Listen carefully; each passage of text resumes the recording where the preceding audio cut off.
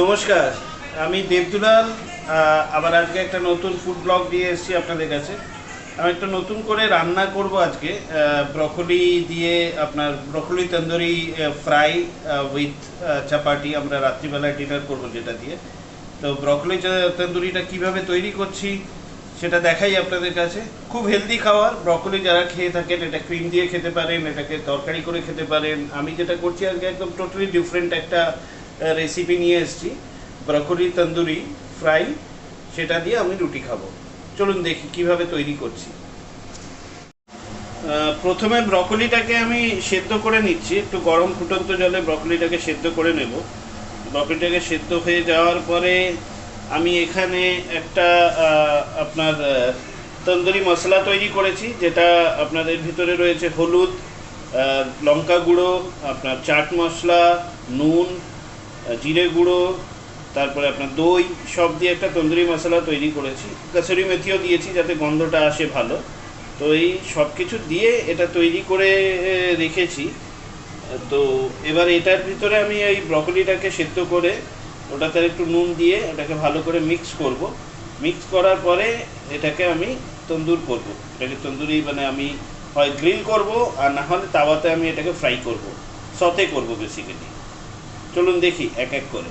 এখন আমার ব্রকলিটা সেদ্ধ হচ্ছে, ব্রকলিটা সেদ্ধ হোক, তারপরে আসছি কিভাবে এটাকে মিক্স করছি দেখাই আপনাদের এক এক করে। থাকুন আমার সঙ্গে, দেখুন কিভাবে তৈরি করি, কিভাবে খেতে মানে খেতে কেমন হয় সবই জানাবো আপনাদের। আজকে এটা প্রথম ট্রাই করছি। আমি একটু রান্না বান্না করতে ভালোবাসি বিভিন্ন ধরনের, তো এটা প্রথম ট্রাই করছি, দেখুন কিভাবে করি। আমি এখন এই ব্রকলিগুলোকে সেদ্ধ করে নিয়েছি। সেদ্ধ করার পরে এবার আমি এই যে তন্দুরি মশলা তৈরি করে রেখেছি,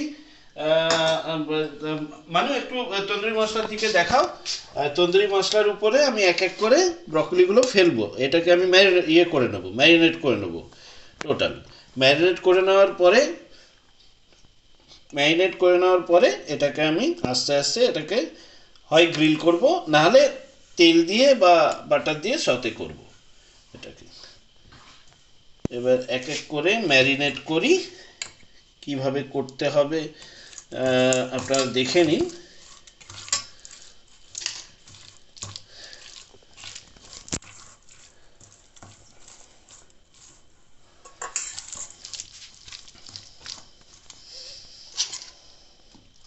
সব ব্রকলিগুলোকে এক জায়গায় দিয়ে দিলাম যাতে ম্যারিনেট করতে সুবিধা হয়। আলাদা আলাদা করলে অনেক টাইম টেকিং থিংস হয়ে যাবে জিনিসটা। তো সেখানে আমি সব ব্রকলিগুলোকে এক জায়গায় দিয়ে দিলাম। এবার এটাকে ম্যারিনেট করে নিই। এই তন্দুরি মশলাটা করে অনেকক্ষণ ধরে রেখেছি, আর এটাকে ম্যারিনেট করার পরে একটু রেখে দিতে হবে যাতে ঠান্ডা হয় জিনিসটা। দেখুন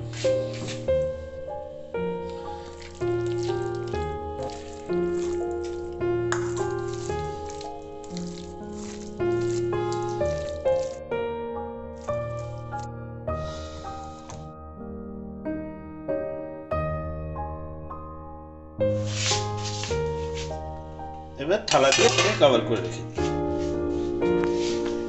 এরপরে যখন আমি আবার আপনার ফ্রাই করাবো, তখন আপনাদের দেখাবো যে কিভাবে আমি ফ্রাই করছি বা আমি কিভাবে গ্রিল করছি, সবই দেখাবো। আমি মাইক্রোওভেনেও করতে পারি, আবার আপনার গ্যাস স্টোভেও করতে পারি, যে কোনো একটা জায়গাতে করতে পারি।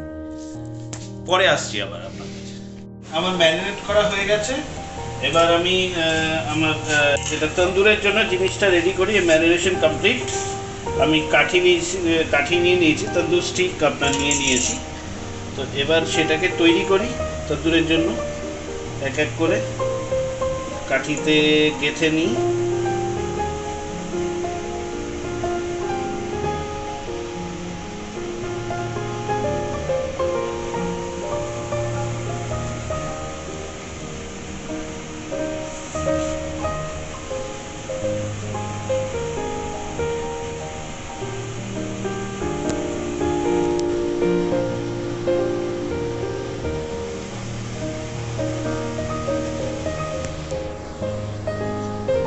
এবার এক এক করে রাখছি। আমি 4টে স্টিক তৈরি করে রাখবো, তারপরে এক এক করে এটাকে ইয়ে করবো।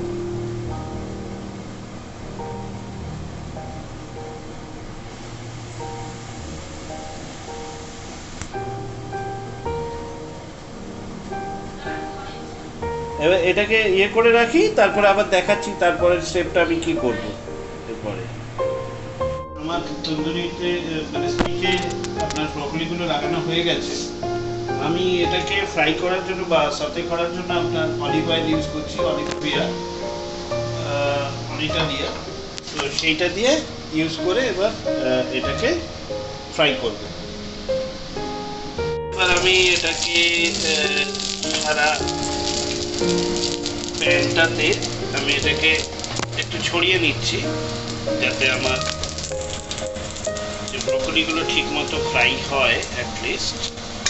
আমি আজকে গ্রিল করার জন্য মাইক্রোওভেন ইউজ করিনি, তো দেখি কীভাবে করা যায়। আস্তে আস্তে এক এক করে আমি একটু গরম হোক তেলটা, তাহলে আমি আস্তে আস্তে আপনার এক এক করে স্টিকগুলো রাখবো। তেলটা গরম হয়ে গেছে, এবার আমি একটু কমিয়ে দিলাম আঁচটা, মিডিয়াম আঁচে দিয়ে আমি এক এক করে স্টিকগুলোকে রাখবো।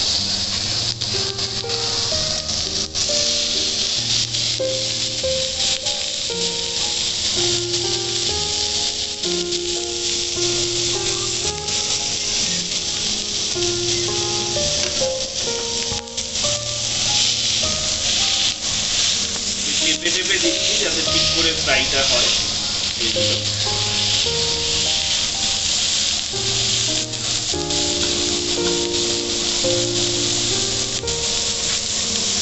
আপনারা যখনই করবেন একটা জিনিস মাথায় রাখবেন, ম্যারিনেশনটা সব থেকে বড় ইম্পর্টেন্ট জিনিস। কোনো জিনিসই করতে গেলে, কোনো রান্না করতে গেলে ম্যারিনেশনটা করে বেশ কিছুক্ষণ একটু রেখে দেবেন, যাতে ওটাকে ঠিক মতো প্রিপেয়ার করতে পারেন পরে। দেখুন কি সুন্দর স্মোকি কালারটা চলে এসছে, বেশ সুন্দর আপনার স্মোকি কালারটা চলে এসছে। আমি উল্টে পাল্টে সব কটাকে ইয়ে করে দেব, প্রত্যেকটা স্টিককে উল্টে দিয়েছি একবার। এই করে করেই আস্তে আস্তে আপনি উল্টে পাল্টে এটাকে স্মোকি কালারটা আনার পরে এটাকে আপনি গ্যাসে পুড়িয়ে নিলে পুরো তন্দুরের আপনার ফ্লেভারটা বা তন্দুরের টেক্সচারটা পুরো পাবেন। দেখতেও সুন্দর লাগবে এবং খেতেও ভালো লাগবে। এটা চাপাতি দিয়ে খেতে খুবই ভালো লাগবে। এটা খুব হেলদি খাবার, যারা হেলথ কনসিয়াস তারা এটাকে করে খেতে পারে। চলুন দেখতে থাকি এরপরে তৈরি করার পরে কিরকম খেতে লাগে। আমার মিসেস রয়েছেন, আমার মেয়ে রয়েছেন, তারা রিভিউটা দেবেন কেমন লাগছে খেতে, ইভেন আমিও খেয়ে বলবো কেমন লাগছে। থাকুন আমার সঙ্গে।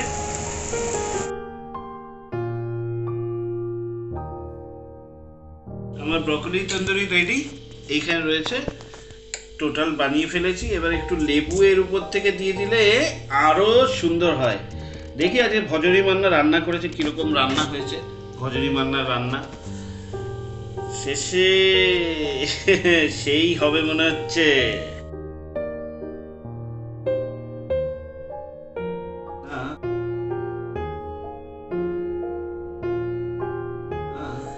এই তো ভজরি মান্না রান্না।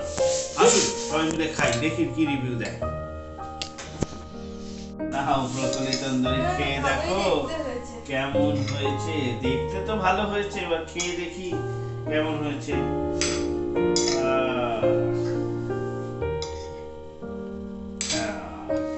দেখি কেমন হয়েছে। শুরু করো, স্টার্ট করো, চলো দেখি। শ্রী গণেশ করি, এটা খেয়ে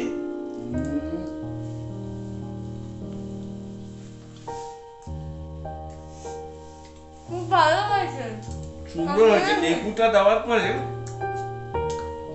সুন্দর ফ্লেভার হয়েছে। আপনারা সবাই চেষ্টা করুন, ট্রাই করুন, এটাকে ভালো করে রান্না করুন, দেখুন। আমার মনে হয় ভালো লাগবে আপনাদের সবার। ব্যাপারটা সুন্দর টক টক হয়েছে আর বেশ ভালো লাগছে। ফ্লেভারগুলো একেবারে মানে মনে শান্তনা, ভালো লাগছে তো? দারুণ দারুণ। ঠিক আছে বন্ধুরা, আমরা এবার খাওয়া দাওয়া করি। দেখলেন কিভাবে রান্না করেছি, দেখুন, দেখতে থাকুন। পরের ব্লগে আবার আসবো আমি কোনো কিছু নতুন রান্না নিয়ে বা কোনো ট্রাভেল নিয়ে। যদি আমার ব্লগ ভালো লেগে থাকে আমার চ্যানেল সাবস্ক্রাইব করবেন। মনে রাখবেন আমার চ্যানেলের নাম এক্সপ্লোর উইথ দেবদুলাল। আমি এরকম আস্তে আস্তে একের পর এক ট্রাভেল আর ফুড ব্লগ নিয়ে আসবো। ওকে, গুড নাইট তাহলে আজকের মতো আসি, টাটা।